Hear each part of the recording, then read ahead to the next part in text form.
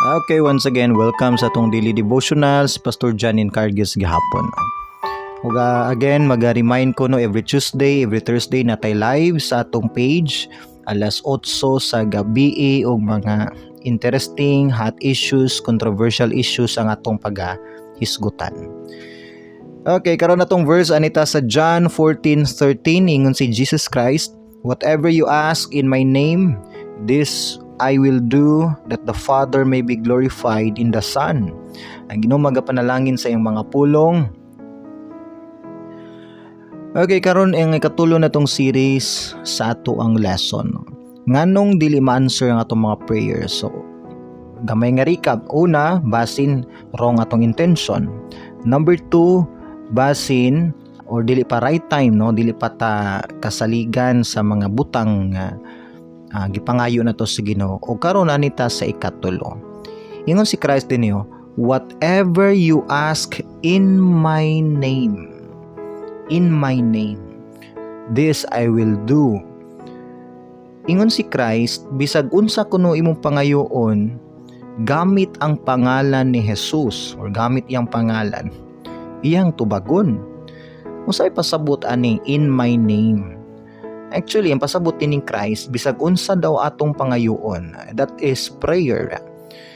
True prayer, bisag unsa atong pangayoon true prayer, gamit ang pangalan ni Jesus, it means pinaagi sa authority sa iyang name or sa authority ni Christ, ingon siya iyang tubagon.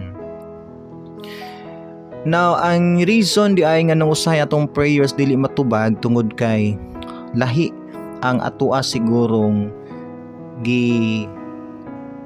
lahi siguro ang nahimong mediator sa atong prayer. Siguro lain nga ngalan atong gigamit, di ba?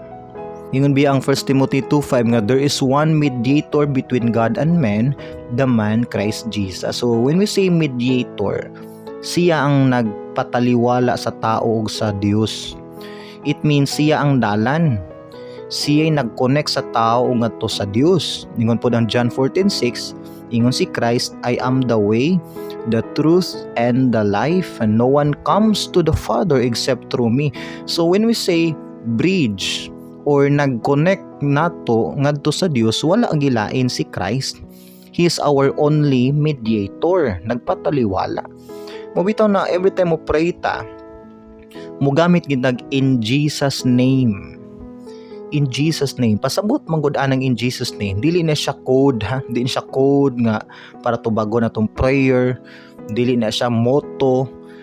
Isa na siya kapag address nato nga atong prayer gigamit natong authority ni Christ para makaabot atong prayer ngadto sa Amahan.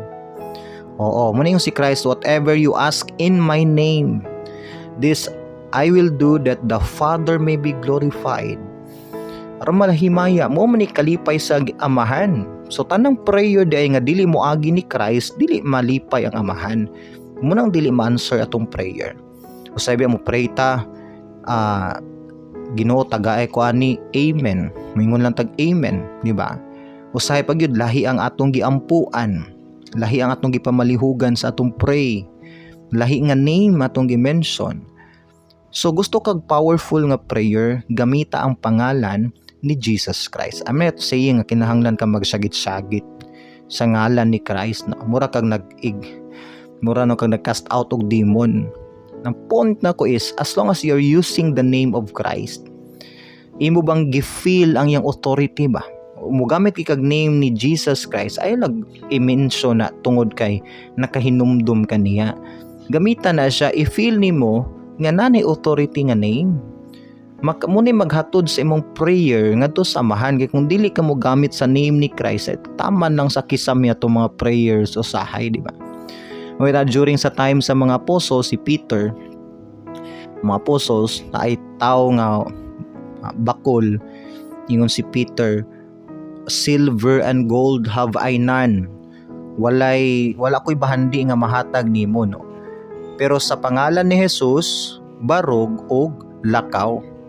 So makita na to din ha, nga wala sila laing gamit nga authority sa pag-ampo, sa pag-cast out og demon, pag-ayog masakiton, pag-bless og tao, og sa pag-preach ang ngalan yun ni Jesus Christ. It means nga igo lang sila nituman sa sugo ni Christ. Oo, kay sugo man ni Christ, ilang gigamit ang ngalan ni Christ. Ingon po ang Acts 4:12, the name that is above every name, that every knee shall bow, the name of Jesus Christ. So inaana ka powerful ang pangalan ni Jesus. So gamitan na when you pray.